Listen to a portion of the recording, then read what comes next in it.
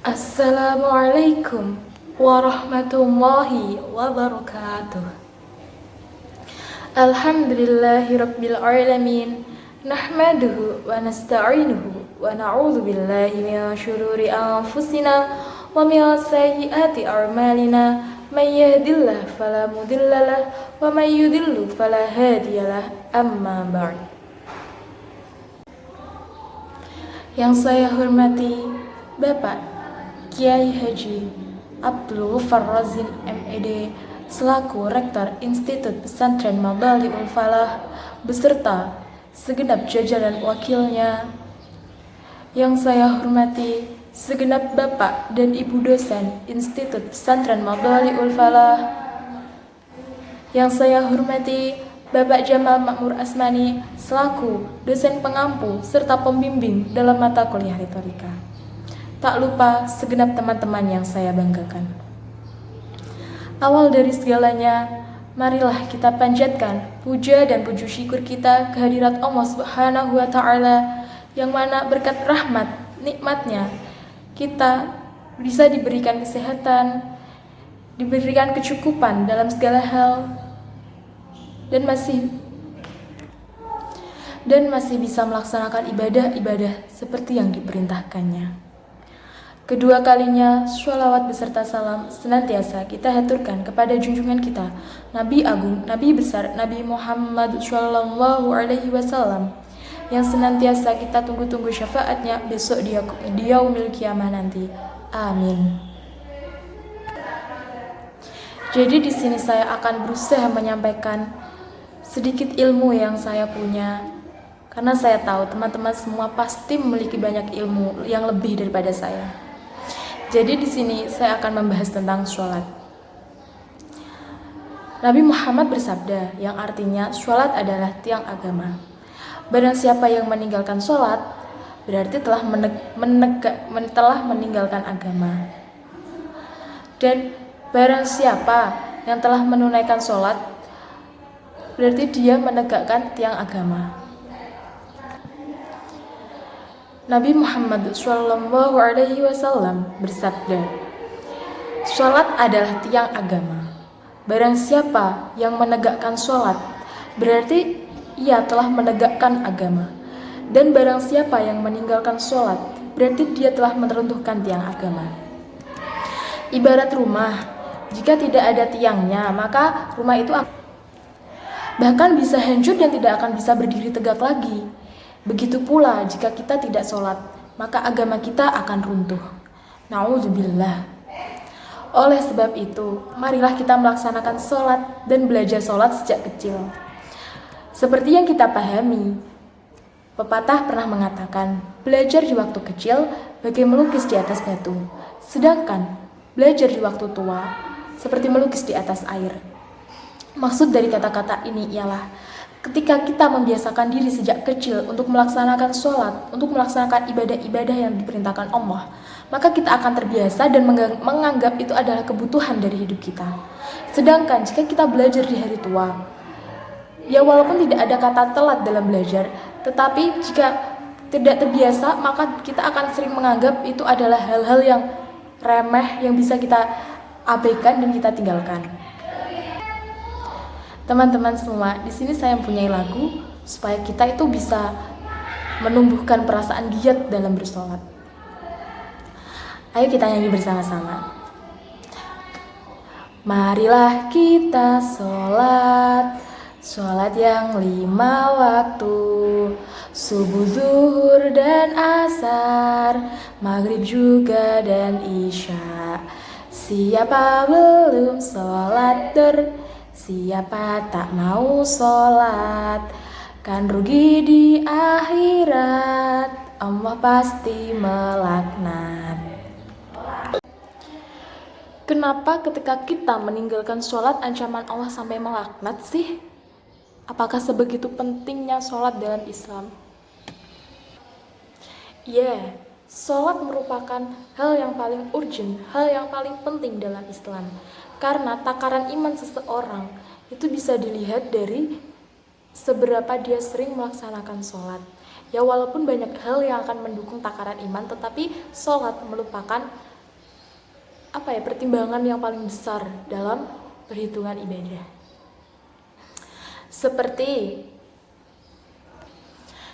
perkataan sahabat Salman Al-Farisi radhiyallahu anhu yang dinukil dari Imam Abdullah bin Mubarak rahimahullah dalam kitab beliau Az-Zuhud.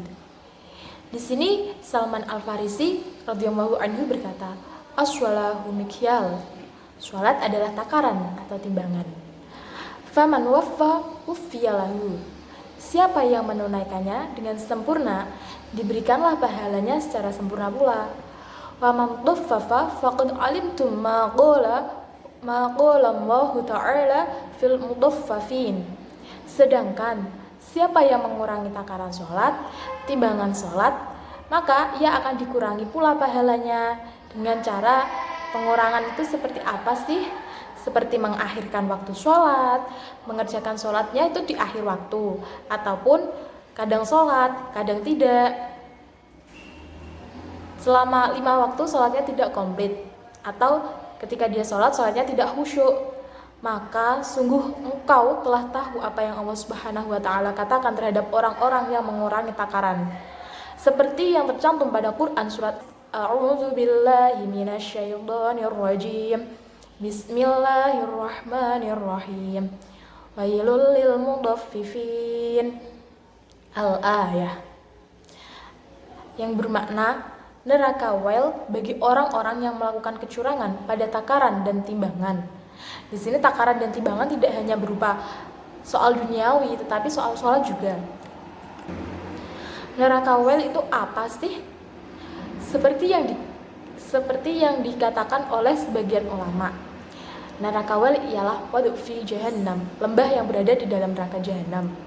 Ba'idul qarir, khabithut tarni, yang sangat dalam tapi baunya sangat busuk.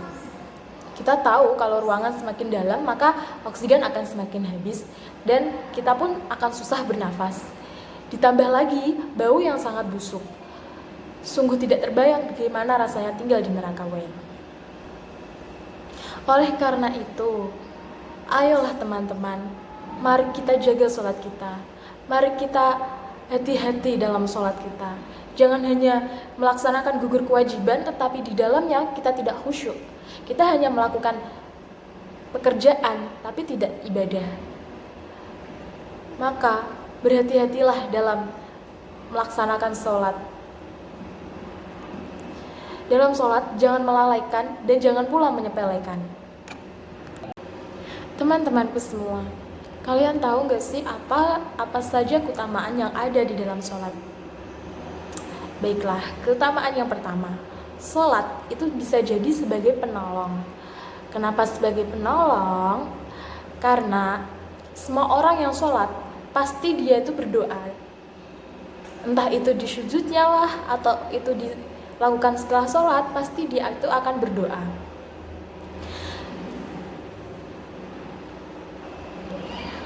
Walaupun kalian tidak berdoa di dalam sholat ataupun setelah sholat, tapi lafal-lafal bacaan-bacaan yang kalian baca di dalam sholat itu mengandung doa. Seperti yang tercantum dalam Quran surat Al-Baqarah ayat 153 yang berbunyi, A'udzu billahi minasyaitonir rajim. Bismillahirrahmanirrahim. Ya ayyuhalladzina amanu ista'inu bis-sabri was-shalah. Innallaha ma'as-sabirin. Al-ayah. Artinya, hai orang-orang yang beriman, jadikanlah sabar dan sholat sebagai penolongmu. Sesungguhnya Allah bersama-sama orang yang sabar. Manfaat yang kedua dari sholat ialah dapat mencegah diri kita dari perbuatan yang mungkar. Kenapa mencegah dari perbuatan yang mungkar? Karena apabila seseorang itu sholat didahului dengan wudhu yang sebenar-benarnya, kemudian sholat dengan sehusyuk-husyuknya, maka ia akan merasakan ketenangan dalam dirinya dan dia akan menjadikan dirinya tuh tawadu. Kalau sudah begitu, niscaya ia akan merasa jijik dengan perbuatan-perbuatan jelek dan maunya menjauhi perbuatan yang mungkar. Seperti dalam Quran surat Al-Ankabut ayat 45 yang berbunyi Bismillahirrahmanirrahim. Innas sholata tanha 'anil fahsya'i wal munkar wa lidzikrillahi akbar wallahu ya'lamu ma tasna'un. Artinya, sesungguhnya sholat itu dapat mencegah dari perbuatan yang mungkar lagi keji. Manfaat sholat yang selanjutnya yakni menjauhkan kita dari sifat kikir. Sebagaimana yang tercantum dalam Quran surat Al-Ma'arij ayat 20-22 yang berbunyi Bismillahirrahmanirrahim. Idza massathu syarru jazu'an wa idza massathu khairu manu'an illal musallin. Artinya, apabila ia manusia ditimpa kesusahan, ia akan berkeluh kesah, dan apabila ia mendapat kebaikan, maka ia akan amat kikir, kecuali orang-orang yang mengerjakan sholat. Kebiasaan berkeluh kesah atau ngersuloh itu sudah biasa, itu sudah menjadi watak manusia. Tetapi ketika kita benar-benar khusyuk dalam mengerjakan sholat, maka hal-hal yang buruk seperti itu, hal-hal yang menimbulkan efek keburukan bagi diri kita itu akan terhindar dari diri kita. Dari sini, saya berharap teman-teman semua itu bisa menjaga sholat kalian lebih baik lagi. Dapat merevisi sholat-sholat yang sebelumnya hanya sebagai gugur kewajiban setiap harinya, tetapi lebih ke arah yang lebih baik lagi. Sekian pidato dari saya mohon maaf atas segala kekurangan yang terdapat di dalamnya, karena saya hanyalah manusia biasa yang tidak luput dari salah dan dosa. Akhirul kalam, wassalamualaikum warahmatullahi wabarakatuh.